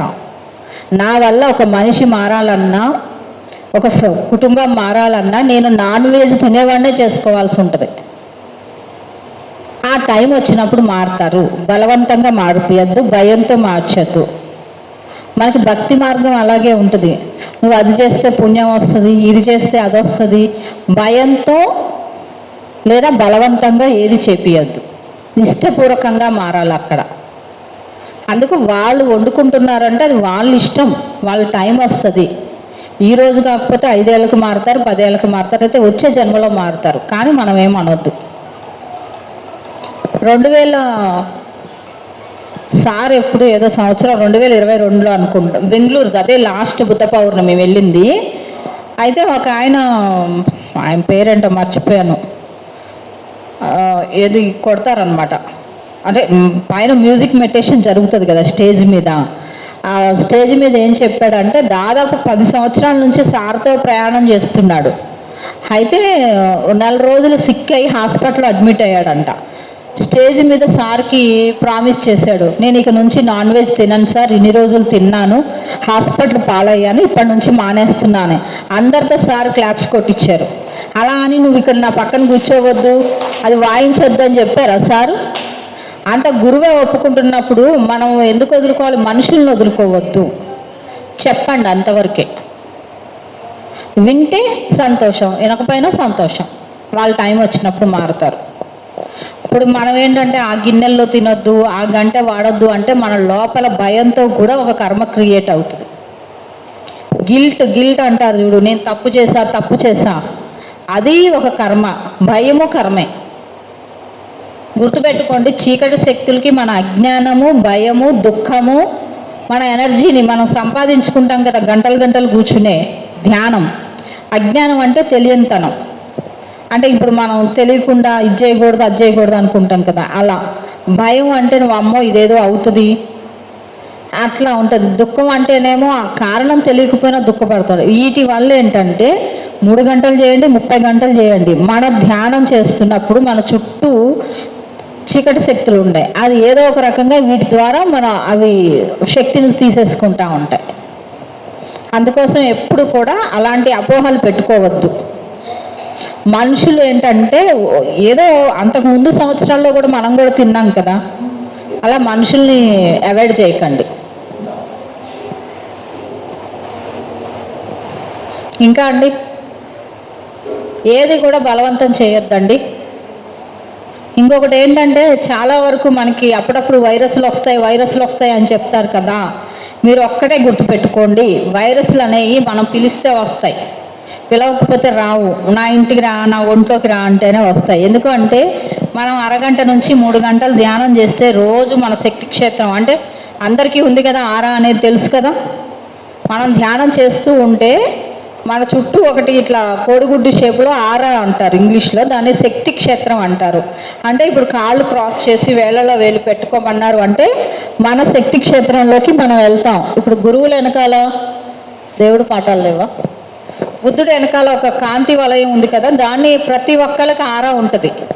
అది మన శరీరం ఎలా ఉందో అలా మన శరీరం చుట్టూ కూడా ఒక వలయం ఉంటుంది, శక్తి వలయం. మనం పిలిస్తేనే ఈ వైరస్లు వచ్చి కూర్చుంటాయి. లేకపోతే ధైర్యంతో ఉండి దానిని నమ్మకపోతే ఏవి రావు. ఇంకొకటి ఏంటంటే మనం రోజు ధ్యానం చేయటం వల్ల ఇలా క్లీన్ చేసినట్టు మన ఆరా క్లీన్ అవుతూ ఉంటుంది. అలాంటప్పుడు అవి వైరస్లు అసలు వచ్చే అవకాశం లేదు. అది బుద్ధుడి వెనకాల ఉంది చూసారా, దీన్ని. Thank you sir. ఇది అంటే ఇక్కడ తల వరకే ఆయనకి జ్ఞానం వచ్చింది, బుద్ధత్వం అని చూపించారు. కానీ ఇలా వంపు సంపులు ఎలా ఉంటాయో ప్రతి ఒక్కళ్ళకి ఆరా ఉంటుంది. అందులో ఏంటంటే అరగంట నుంచి మీరు ఎంత టైం ధ్యానం చేసినా ఈ చుట్టూ ఆరా మనకు క్లీన్ అవుతుంది. అందుకనే మీరు రద్దీ అంటే బస్ స్టాండ్లో, రైల్వే స్టేషన్లో తిరిగినప్పుడు సడన్గా హెడేక్ వచ్చినట్టుగా, వాంతి అవుతున్నట్టుగా ఇవన్నీ ఎందుకంటే వేరే వాళ్ళ ఆరాలు అవి కూడా మనకు వస్తాయి. కానీ ధ్యానం చేయగానే ఇవన్నీ పోతాయి. ప్రతిరోజు క్లీన్ చేసుకుంటాం ఆరాని మనం. అందుకనే రెగ్యులర్గా సాధన ఉండాలి అంటే మన ఆరా క్లీన్ చేసుకోవడం. ఈయన నడిచేటప్పుడు 3 మైళ్ళ వరకు ఆయన ఆరా కనపడేదంట ఆ రోజుల్లో యోగులకి. మన పక్కన వాళ్ళ ఆరానే తెలియదు మనకి, మన ఆరానే మనకి తెలియదు. అంత శక్తి ఉంటుంది అన్నమాట ఆరాకి. అంటే జబ్బులు ఎందుకు వస్తాయి, రుగ్మతలు ఎందుకు వస్తాయి అంటే మన ఎమోషన్స్ని బలవంతంగా అణిచిపెట్టుకొని ఒక విషయాన్ని పదే మోస్తూ దాన్ని బాధకు గురి చేసినప్పుడు ఆ జబ్బులు వస్తాయి. వైరస్లు మాత్రం ధ్యానం చేసే వాళ్ళకి రాదు. వచ్చింది అంటే రాను చుట్టంలాగా మనం పిలుచుకుంటున్నాం దాన్ని. రోజు ఆరా క్లీన్ అవుతే వైరస్లు ఎలా వస్తాయి చెప్పండి. ఇక్కడ మనం దాన్ని తెలుసుకోవాల్సిన పాయింట్, వైరస్లు ఎప్పుడు మనకి రావు. చాలామంది కూడా కరోనా టైంలో కూడా కొంతమంది మాస్టర్స్కి కరోనా వచ్చిందని భయపడ్డారు. ఎందుకు వస్తుంది, అన్ని గంటలు ధ్యానం చేశారు, ఎందుకు వచ్చింది అంటే వాళ్ళ భయంతో వస్తుందేమో ప్రపంచం అంతా వైరస్లు ఉంది కాబట్టి మనకు వస్తుందేమో అని వాళ్ళు యాక్సెప్ట్ చేశారు దాన్ని. లేకపోతే ఎవరికి రాదు అది. జలుబు దగ్గు కామన్. మనం ఎక్కువ పని చేసేయాలి అని ఆరాటపడ్డామంటే జలుబు వస్తుంది. వాతావరణం బాగాలేదనుకున్నా జలుబు వస్తుంది. హడావుడి ఏదన్నా పని ఒత్తిడి ఎక్కువైనా జలుబు వస్తుంది. దానికి వైరస్కి సంబంధం లేదు. అది గుర్తుపెట్టుకోండి. మీరు రోజు ధ్యానం చేస్తున్నారంటే మన ఆరాని మనం క్లీన్ చేసుకుంటున్నాము, దానిలోకి ఎలాంటి వైరస్ రాదు. ఇంకా అండి డౌట్స్?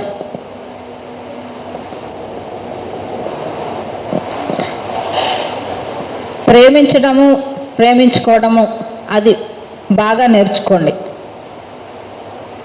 దానివల్ల ఏంటి అంటే మనకి ద్వేష భావన పోతుంది. మీరు ఒకసారి గమనించుకోండి. ఇంకా పౌర్ణమి అమావాస్య రోజుల్లో కూడా మనలాంటి వాళ్ళు ధ్యానం ఎక్కువ చేద్దాం ఉంటే బయట సొసైటీలో నెగిటివ్ ఎనర్జీ ఎక్కువ పెరుగుతూ ఉంటుంది.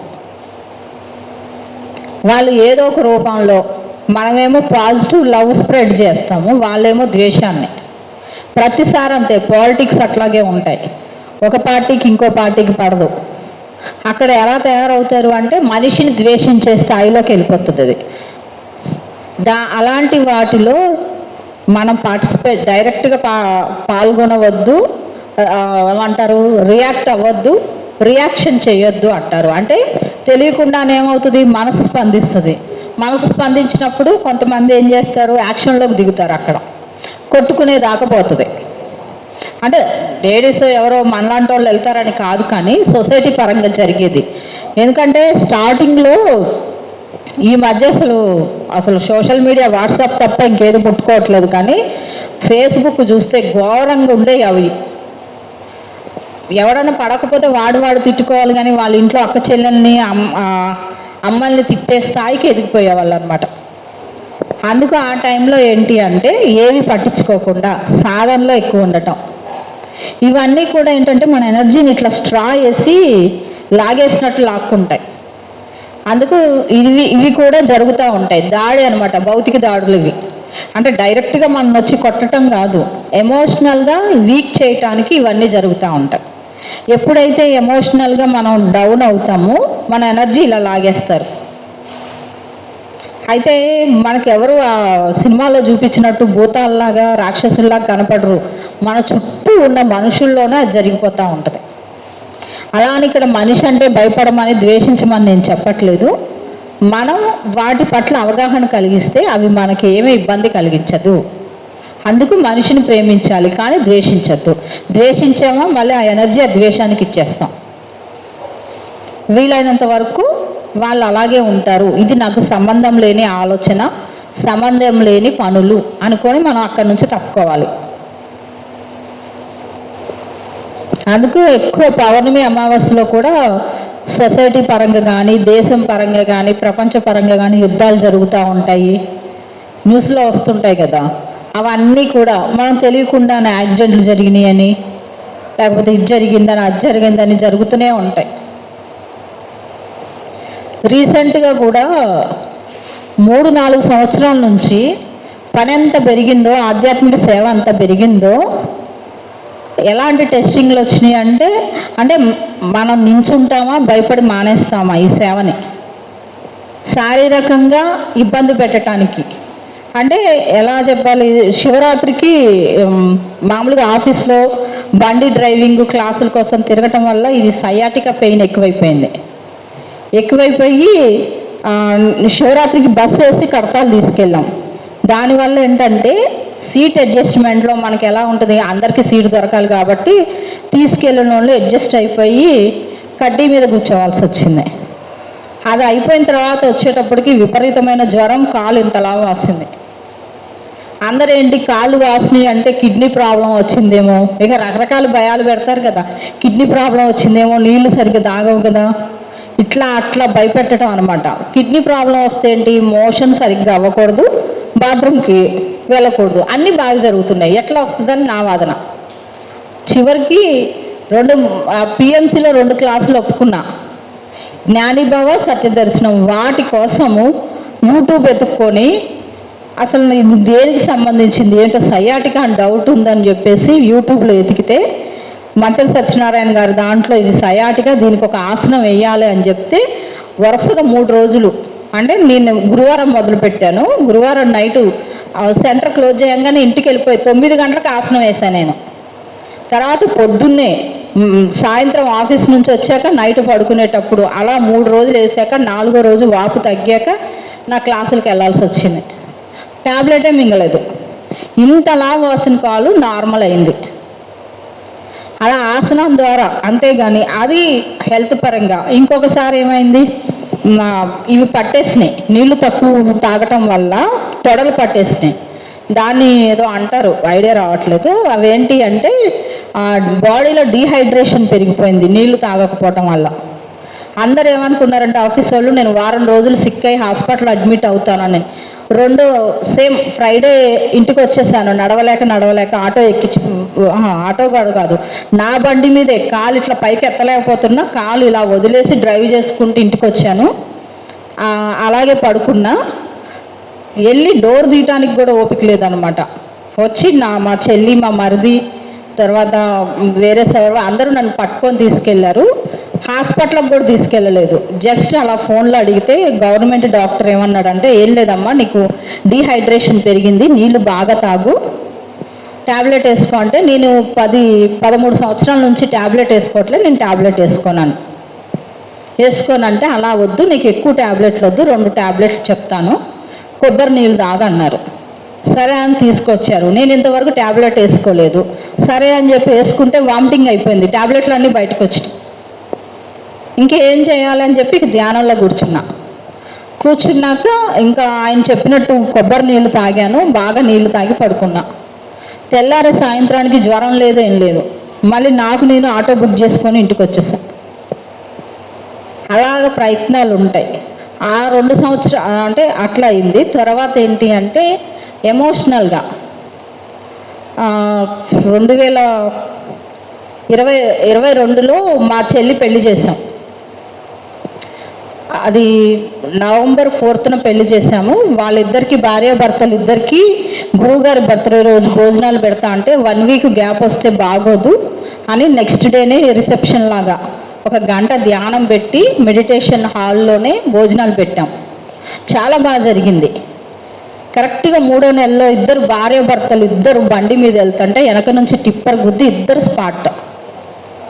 అసలు అది ఎట్లా తట్టుకున్నాను అంటే నాకు ధ్యానము పిచ్చిదాన్ని అయిపోయా. అంటే నేను ఒక్కదాన్ని కాదు, ఫ్యామిలీ అంతా షాక్ అయ్యారు. అదేంటి ఇద్దరికి చక్కగా పెళ్లి చేసి పంపిస్తే ఇలా ఎందుకు జరిగింది అంటే టెస్టింగ్స్ అట్లా జరుగుతూ ఉంటాయి. నిలబెడతామా, ఇంకొకటి ఏంటి అంటే మనం చేస్తామా, ఏదో రకంగా భయపెట్టడం వల్ల చీకటి శక్తులు మనం వెనక్కి తగ్గేలాగా కూడా చేస్తూ ఉంటాయి. ఎక్కడ తగ్గలేదు, నాకు ఒక్కదానికే కాదు. ఇది నాకు మార్చిలో జరిగింది. లక్ష్మీ మేడంకి జనవరి ఎండింగ్లోనూ ఫిబ్రవరిలోనూ వాళ్ళ సొంత కొడుకు.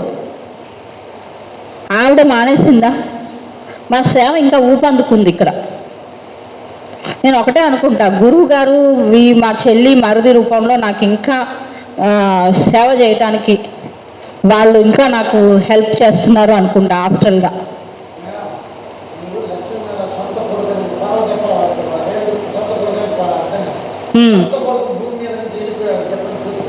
అదే సొంత కొడుకు లక్ష్మీ మేడం. లక్ష్మీ మేడం అంటే అందరికీ తెలుసు అనుకుంటా, కుకట్పల్లి నుంచి వచ్చారు హైదరాబాద్. ఒక్కడే మళ్ళీ ఆవిడకి 2017లో 18లోనేమో హస్బెండ్ బయటికి వెళ్ళిపోయి ట్రైన్ కింద పడి చనిపోయారు. అప్పుడు మేడం ఏం చేస్తుంది అంటే సెంటర్లో 5 రోజులు 5 గంటలు ధ్యానం పెడుతుంది. ఆవిడ ఏం చేస్తుంది అంటే ఫస్ట్ వారం వాళ్ళ ఊర్లో సొంత ఊర్లో ధ్యానం పెడుతుంది, 2వ వారం కుకట్పల్లి సెంటర్లో పెట్టేది. అది జరుగుతుంటే ఇతను చనిపోయాడని ఫోన్ వచ్చింది, పోలీసులు ఫోన్ చేశారు, ట్రైన్ కింద పడి చనిపోయారని. తీసుకొచ్చారు, నెక్స్ట్ డే పంపించేశారు. తర్వాత పిల్లలకి పురమాయించింది, వెళ్ళి సెంటర్ తీయండి ధ్యానం ఆపొద్దని. ఎవరంత ధైర్యంగా ఉంటారు చెప్పండి? అది ఆపలేదు. 11 రోజులు చక్కగా ఆయన గురించి తెలిసిన వాళ్ళందరితో కర్మకాండలు ఏం చేయలేదు. ఆమె ఏదైతే 18 ఆదర్శ సూత్రాలు ఉందో అది పాటించింది. అందరూ ఆయనతో పరిచయం ఉన్న వాళ్ళందరూ ఆయన గురించి మాట్లాడారు, భోజనాలు చేపించింది, ధ్యానం చేపించింది, పంపించేసింది. మళ్ళీ 5 సంవత్సరాల తర్వాత ఒక్కడే కొడుకు డిగ్రీ బీటెక్ తర్వాత ఆస్ట్రేలియానో లండన్ వెళ్ళి చదివొచ్చాడు. రాగానే జాబ్ వచ్చింది. ముంబైలో జాబ్ చేస్తుంటే కరెక్ట్గా 4వ నెలలో 5వ నెలలోనే అబ్బాయికి లంగ్స్ ఇన్ఫెక్షన్ పట్టేసింది. రావటం సీరియస్కి వచ్చాడు. 2 నెలలే ఉన్నాడు, సడన్గా చనిపోయాడు. సొంత కొడుకు. మళ్ళీ పోనీ ఇంకో పిల్లోడు ఉన్నాడా, పిల్ల ఉందంటే లేదు, ఒక్కడే కొడుకు. వాళ్ళ ఇంట్లో ఫిబ్రవరిలో జరిగింది మేడంకి, నాకు మార్చిలో జరిగింది. మేము ఏడ్చుకుంటూ సెంటర్ తీయటం మానేయటం, అంటే ఏడ్చామా అంటే ఏడవకుండా లేము, ఇద్దరం ఏడ్చాం. ఎందుకంటే సొంత కన్న పొట్టలోంచి వచ్చిన పిల్లోడాడు, కన్న కొడుకు అంటే. మేడం ఎంత ఏడ్చిందో నాకు తెలుసు, నేను ఎంత ఏడ్చానో నాకు తెలుసు. కానీ ఆ వారం 10 రోజులు మాత్రం నేను సెంటర్కి వెళ్ళలేదు. ఎందుకు వెళ్ళలేదు అంటే నా విషయంలో నేను వేరే వాళ్ళ ఇంట్లో పడుకోవాల్సి వచ్చింది. పిరమిడ్ మాస్టర్లు ఫ్రెండ్స్ అందరూ నువ్వు ఒక్కదాని ఉండొద్దు, మా దగ్గర ఉండు అని చెప్పి మొత్తం మన వాళ్ళే చూసుకున్నారు. ఆ 10 రోజులు దూరం అన్నమాట కొంచెం. తర్వాత నుంచి మళ్ళీ మేము క్లాసులు కూడా నేను 20 రోజులు, మేడం కూడా అంతే, ఎక్కువ రోజులు గ్యాప్ తీసుకోలేదు, 10-12 రోజులు అది అయిపోయింది కార్యక్రమము. ఆ 13-14 రోజుల నుంచి ఆవిడ క్లాసులు చెప్తూనే ఉంది, నేను క్లాసులు చెప్తూనే ఉన్నా, ఏది మానేయలేదు అక్కడ. అలానే ఏడవలేదా అంటే ఈ 2 ఇయర్స్లో ఎన్నిసార్లు ఏడ్చామో మాకు తెలుసు. ఎందుకు అంటే మా చెల్లి ఫ్యాషన్ డిజైనరు అండ్ టైలర్ తనే కుడుతుంది. ప్రతి డ్రెస్లో కానీ ప్రతి వస్తువుల చుట్టూ 30 సంవత్సరాలు కలిసి పెరిగాం. ఎలా ఉంటుంది? చిన్నప్పటి నుంచి కలిసి ఆడుకున్నాం. మా నాన్నగారు అయితే మా ఇద్దరు అల్లరికి మీరు అసలు ఏంటి, మా అమ్మేమో తిట్టేది, మీరు అక్క చెల్లెల్లా సవితుల్లా గోట్లాడుకునే వాళ్ళని. నానేమో సుందు ఉపసుందు అని పేర్లు పెట్టారు, రాక్షసుల పేర్లు అంటావి, అట్లా పోట్లాడుకుంటారు ఇద్దరు అని చెప్పి. అలా పెరిగిన వాళ్ళము. ఒకేసారి నా బాడీలో ఒక పార్టే తీసుకెళ్ళినంత బాధ కలిగింది. కానీ ధ్యానంలో వాళ్ళు అంతవరకే వచ్చారు. దాన్ని యాక్సెప్ట్ చేయడానికి ట్రై చేస్తూ ధ్యాన ప్రచారం చేస్తున్నాం. అందరికీ అన్నీ ఉంటాయి, ఏవి మారవు. తెచ్చుకున్న మన జీవిత అనుభవాల్లో అన్నీ జరుగుతాయి. ధ్యానం చేశాం కదా, చావు తప్పదు, మనుషులను కోల్పోక తప్పదు, అన్నీ జరుగుతాయి. కానీ ఏదో ఒక మార్పు జరుగుతుంది, దాన్ని యాక్సెప్ట్ చేసి ముందు వెళ్ళాలి. నాకైతే మేడం చూసినప్పుడల్లా అదే అనుకుంటా. అటు ఒక భర్త వెళ్ళిపోయి, కొడుకు వెళ్ళిపోయి, ఆవిడ ఎంత తట్టుకుందంటే, నాకు సంవత్సరంలో 108 రోజులు 138 రోజులు తినకుండా ఉంటుంది మేడం. 3 సార్లు కంటే ఒకసారి, లేదంటే ఒక రోజంతా టిఫిన్ చేసి రైస్ తినకపోతే నాకు 2వ రోజు నీరసం వచ్చింది. మేడము 138 రోజులు భోజనం చేయదు. మీకు ఆ విషయం తెలుసో లేదో చాలామందికి. ఆమె బళ్ళారి దగ్గర మాణిక్యేశ్వరి మాత అని ఉందంట. ఆవిడ ఈ మేడం ర్యాలీస్కి ఇంప్రెస్ అయ్యి రమ్మని కబురు చేసిందంట. మేడం ఏం చేసింది, వెళ్దాంలే చూద్దాంలే అనుకొని వెళ్ళలేకపోయిందంట. అంటే ఆవిడ కర్తాల్లో అప్పుడు బిజీగా ఉండటం వల్ల సడన్గా ఆవిడ చనిపోయిందని కబురు వచ్చిందంట. మేడం అప్పుడు ఫీల్ అయ్యి, లక్ష్మీ మేడం ఇదేంటి ఆవిడ కబురు చేసినప్పుడు నేను వెళ్ళలేదు, ఇప్పుడు చూడటానికి వెళ్ళాలి అని చెప్పేసి ఆ రోజు నుంచి, ఆవిడ చనిపోయిన రోజు నుంచి 108 రోజులు ఆమె నిరాహార యోగిని, ఏం తినేది కాదంట. ఏమన్నా తీసుకుంటే పండు కానీ జ్యూస్ కానీ అలాగా చేస్తూ, అందుకోసం ఆవిడ చనిపోయిన రోజు నుంచి 108 రోజులు ఈవిడ కూడా వండిన పదార్థం ఏం తిందు. తాగితే చెరుకు రసం కానీ ఏదైనా జ్యూస్ కానీ లేదా అరటి పండు అట్లాంటివి తింటుంది. తర్వాత గురువు గారు చనిపోయినప్పటి నుంచి ఇంకొక నెల పొడిగించింది. అంటే 138 రోజులు మేడం వండిన పదార్థం ఏమి తిందు. మనం ఉంటామా అండి 3 రోజులన్నా?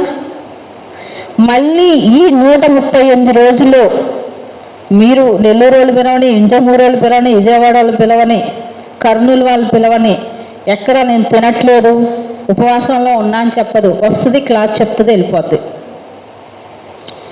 8:30-9 గంటల ప్రయాణం ఇక్కడ దాకా రావాలంటే. ఎక్కడ ఆగదు మేడం. ర్యాలీలే, క్లాసులే, పిఎంసీలో క్లాసు పిఎంసీదే, ఎక్కడ ఏది ఆపదు మేడం.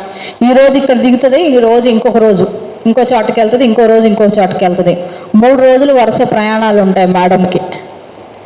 ఆమె ఏమైనా చిన్నపిల్ల అయితే కాదు కదా, దగ్గర 50కి వచ్చిందిగా మేడం కూడా. అయినా కూడా ఏమీ ఆపదు. వేరే వాళ్ళ ఫ్యామిలీలో చూశాను, నిన్నగాక మొన్న ఒక ఆంటీ వచ్చింది, సేమ్ అంటే ఈ లక్ష్మీ మేడం కంటే ఇంకొక 10 ఏళ్ళు పెద్ద. 2012లో కొడుకు చనిపోతే ఇప్పుడు ఎన్ని సంవత్సరాలు అయింది? 2012 ఇప్పటికి దగ్గర 12 సంవత్సరాలు. ఈ రోజుకి కూడా నా కొడుకు పోయాడు, రైలు కింద పడ్డాడు, నా కొడుకు పోయాడు, రైలు కింద పడ్డాడు అని చెప్తుంది. చిన్న క్లాస్ పికాం. ఇంకో కూతురు ఉంది, ఆ కూతురుని ఎలా సెటిల్ చేయాలో తెలీదు. ఇంకో పెద్ద కూతురు ఉంది, వీళ్ళకు ఇంకో 2 కూతురులను వదిలేసి కొడుకు గురించి ఆరాటపడుతున్నారు. మీరు ఉన్నప్పుడే కదా మీ ఆస్తులు ఎక్కడున్నాయి, మీరు ఎట్లా జరుగుతుంది, వాళ్ళకు ఒక దారి చూపించి వెళ్ళాలి కదా. 12 సంవత్సరాలైనా కొడుకు పోయింది అంటాడు. మరి మేడం ఏంటి 12వ రోజు నుంచే క్లాసులు చెప్తుంది. అంటే ధ్యానికి మామూలు వాళ్ళకి ఎంత తేడా. తట్టుకుంది ఆవిడ. ఇంకొక ఆమె అయితే మా హస్బెండ్, ఆమె పేరు కూడా మర్చిపోయా, వనస్థలిపురం సైడ్ ఉంటుంది. యాక్సిడెంట్ అంట, ఏదో పనిలో ఉండి వంట చేస్తుందంట. వాళ్ళ ఆయనకి యాక్సిడెంట్ అయింది, రోడ్డు మీద అయిపోయాడని. ఆమె ఎట్లా తట్టుకుంది మరి? ఇవన్నీ ఉంటాయి, కానీ ధ్యానం ఏంటంటే తట్టుకునే శక్తిని ఇస్తుంది. పని మానేయమని చెప్పదు. వేరే వాళ్ళు అయితే 10 ఏళ్ళని 20 ఏళ్ళని నాకే ఇలా అన్యాయం జరిగింది. ఆవిడ ఏంటి, మా ఫ్రెండ్ వాళ్ళ అమ్మ, నాకు కోపంగా ఉంది, దేవుడి మీద కోపం ఉంది. వీళ్ళు తెచ్చుకున్న కర్మకి దేవుడు ఏం చేశాడు, ధ్యానం ఏం చేసింది, లేకపోతే మనం ఏం చేసాం? భూమి మీద ఆయుష్ ఉన్నంత వరకే ఉంటారు ఎవరైనా, అమ్మైనా, నానైనా, భర్త అయినా, భార్య అయినా. నాకు ప్రేమ ఉంది, నేను ముందు వెళ్ళిపోతున్నా, నాతో రా అంటే వస్తారా చెప్పండి? భూమి మీదకి ఒంటరికి వచ్చాం, ఒంటరికి పోతున్నాం. కాకపోతే కర్మబంధాలు తీర్చుకోవటానికి అందరినీ తెచ్చుకుంటాం. కర్మలు తీరితే వెళ్ళిపోతారు. నాకు ఇలా జరిగింది, అన్యాయం జరిగింది, నేను ఇన్ని పూజలు చేశాను, ఇన్ని దానాలు చేశాను అంటే వాళ్ళెవ్వరు మన కోసం ఆగరు.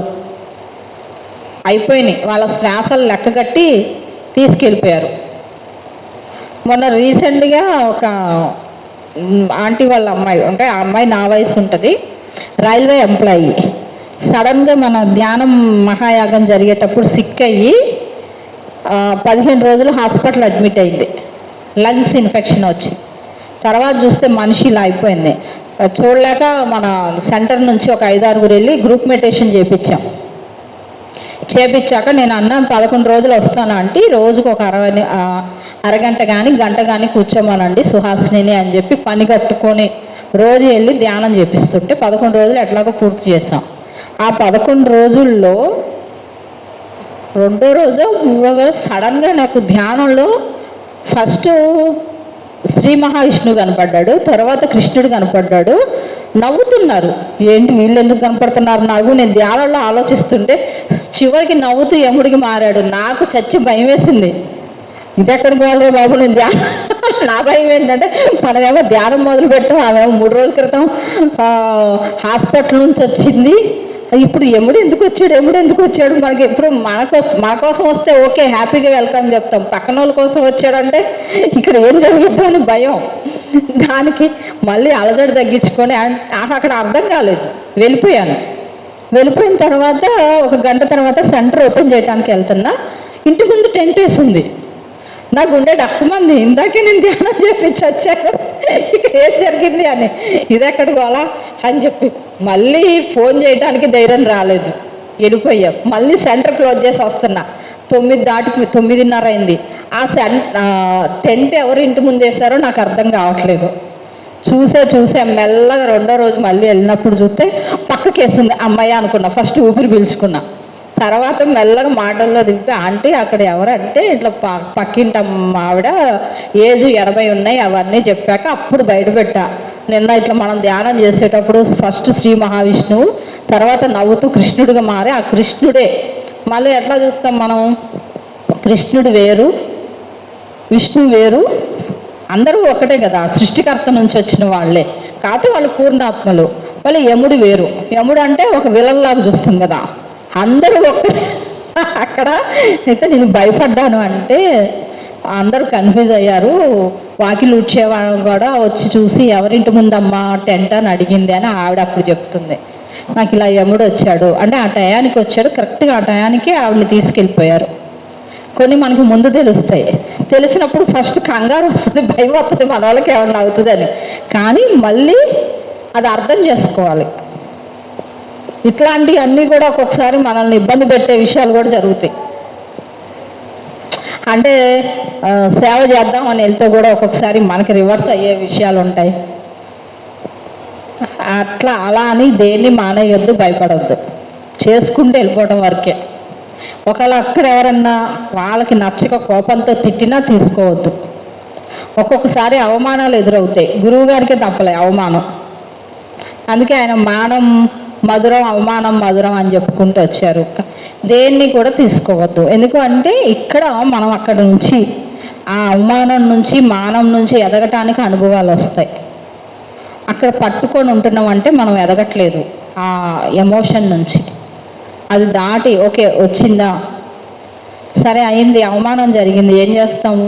మనం అంతకుముందు ఏదో చేసి వచ్చాం కాబట్టి ఇక్కడ మనం కూడా అవమానంగా ఫీల్ అయ్యాం.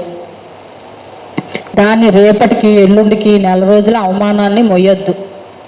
జరిగింది జరిగిపోయింది అంతే. అలా ప్రతిదీ ఆ రోజు ఆ క్షణం వదిలేయటం నేర్చుకోవాలి.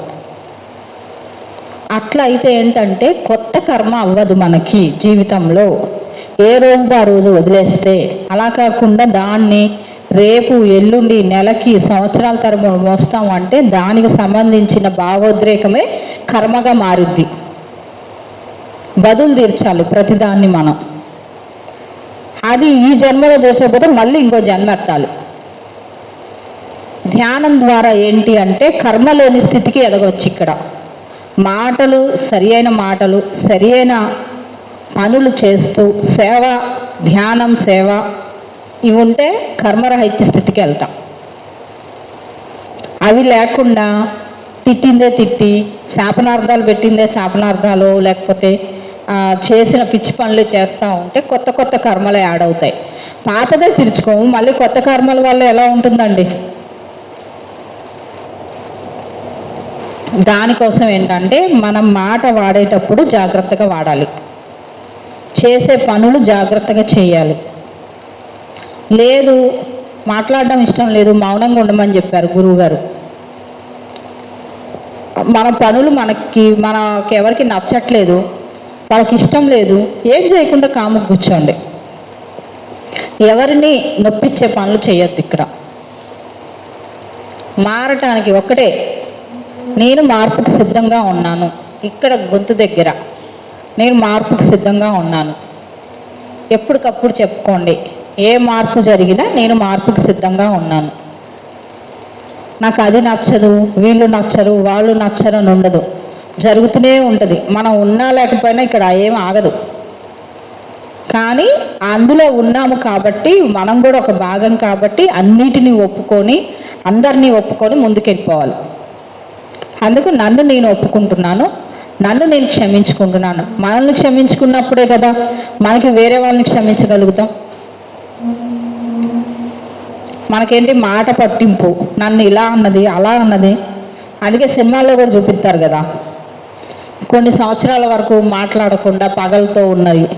దానివల్ల ఏం సాధిస్తారు? మనుషులు మిస్ అయిన తర్వాత, అరే నా ఫ్రెండ్ని మిస్ అయ్యాను, నా కొడుకుని మిస్ అయ్యాను, నా కూతుర్ని మిస్ అయ్యాను అని అప్పుడు ఏడుస్తారు. మనుషులు ఉన్నప్పుడేమో పంతాలు పట్టింపులకు పోతారు, తర్వాత అప్పుడు ఏడుస్తారు. ప్రతిరోజు జీవితాన్ని జీవించడానికి వచ్చాం, అది చేయాల్సిన పని. బ్రతకటం వేరు, జీవించటం వేరు. జీవించటంలో జీవకళ ఉంటుంది, బ్రతకటంలో ఏంటంటే మెకానికల్గా ఉసూరుమని ఈడుస్తూ ఉంటాం జీవితంలో. ఇంకేమన్నా డౌట్స్ అండి? ఏమి లేవా మెడిటేషన్లో కానీ జీవితంలో కానీ?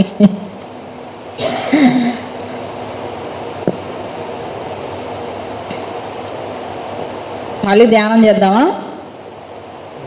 ఒక 15 minutes కూర్చుందామండి ధ్యానం. ఒక పావు గంట ధ్యానం చేద్దాం మళ్ళీ.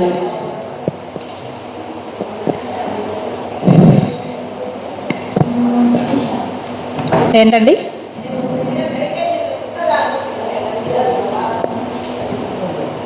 అర్థం కాలే. కుక్కనా? ఏం కాదు, కనిపిస్తూ ఉంటాయి. అంటే మీరే డీకోడ్ చేసుకోగలగాలి, మీకు తెలియాలి. అంటే మనం గత జన్మలో కావచ్చు, లేదా మన వల్ల బాధపడింది కావచ్చు, మీకు ఏదో ఒక రోజుకి తెలుస్తుంది ఆన్సర్. అది కొన్ని ఏంటంటే మనం కూడా చెప్తారు, 84 లక్షల జీవరాశుల తర్వాత మానవ జన్మకు వచ్చాము. ఏదో ఒక జన్మలో కుక్కగా, పిల్లిగా మనం వీటిని అసహించుకుంటాం కదా, వాటిలో కూడా మన చైతన్యం ఉంది. అక్కడి నుంచి ఎదిగి వచ్చాం మనిషిగా. అలా మనం కావచ్చు, లేదు మనం దేన్నైనా బాధ పెట్టి ఉండొచ్చు.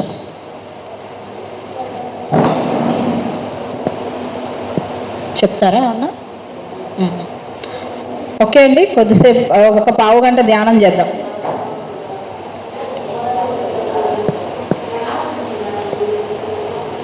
ఏంటండి? అర్థం కాలే.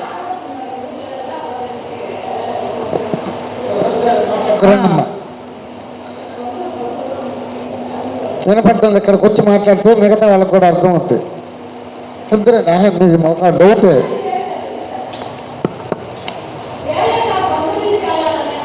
వాళ్ళు వెళ్తున్నారనా? సరే సరే.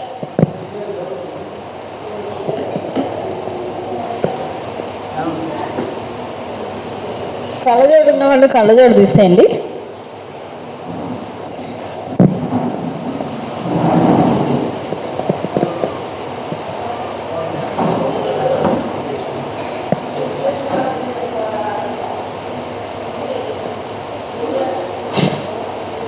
ఎక్కడికో వెళ్ళాలంట బంధువుల ఇంటికి అది చెప్తున్నారు. ఫోన్లేండి.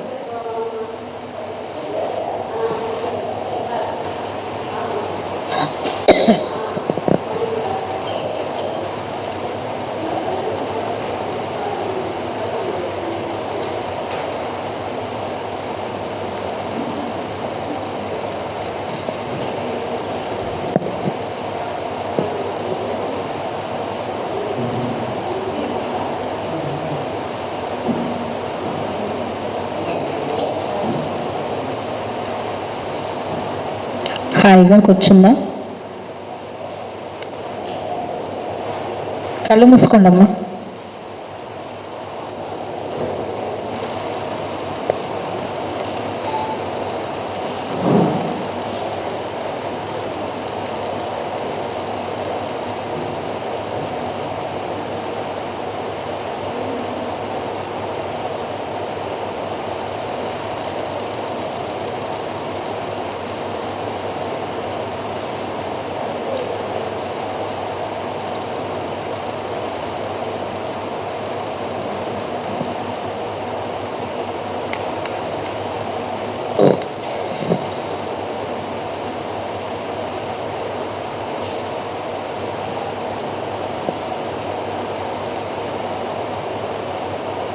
ఓకే.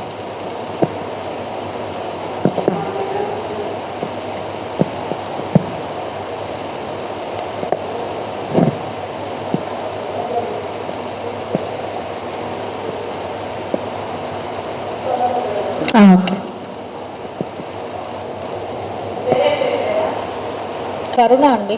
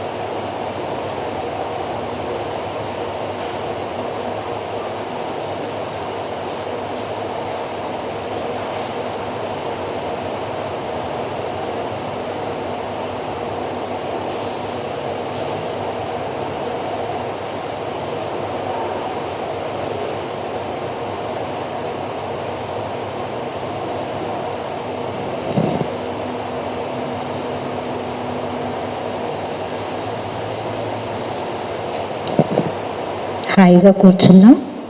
ప్రతి శ్వాసను గమనిస్తూ మనతో మనం ఉందాం.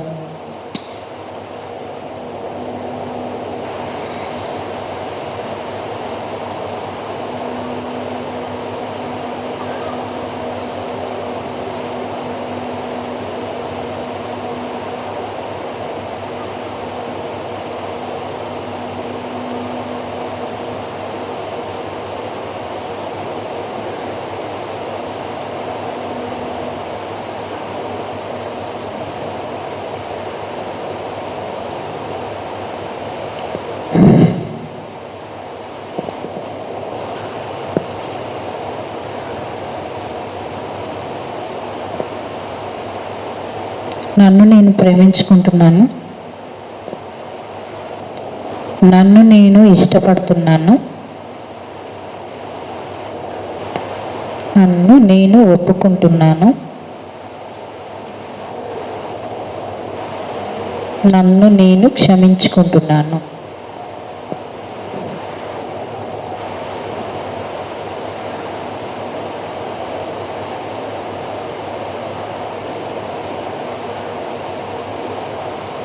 నన్ను నేను ప్రేమించుకుంటున్నాను.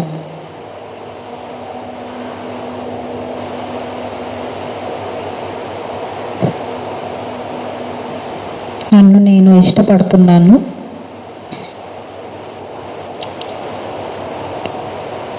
నన్ను నేను ఒప్పుకుంటున్నాను. నన్ను నేను క్షమించుకుంటున్నాను.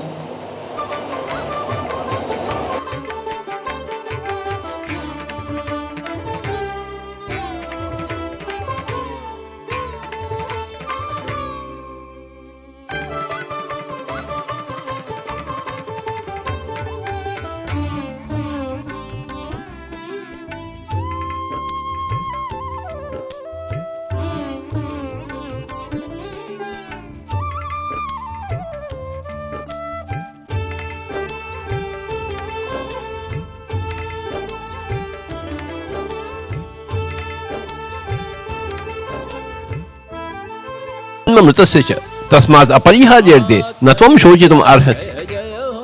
The moment you are born, your death is certain. The moment you die, your rebirth is certain. So what are you lamenting for? You are lamenting that your wife died, your husband died. Nobody dies.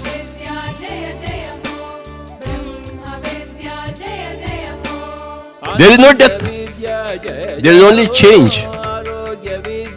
a forever change in space, time and situations for every soul. If you lament for anything, you are stupid. You don't know. You have not yet divinized yourself. You have not understood the spirituality.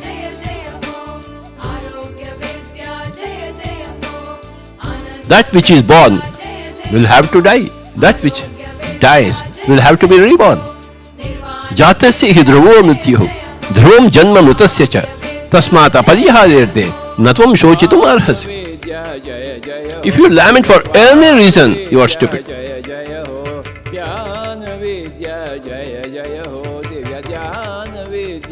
Every lifetime is meant to enjoy. No lifetime is meant to suffer.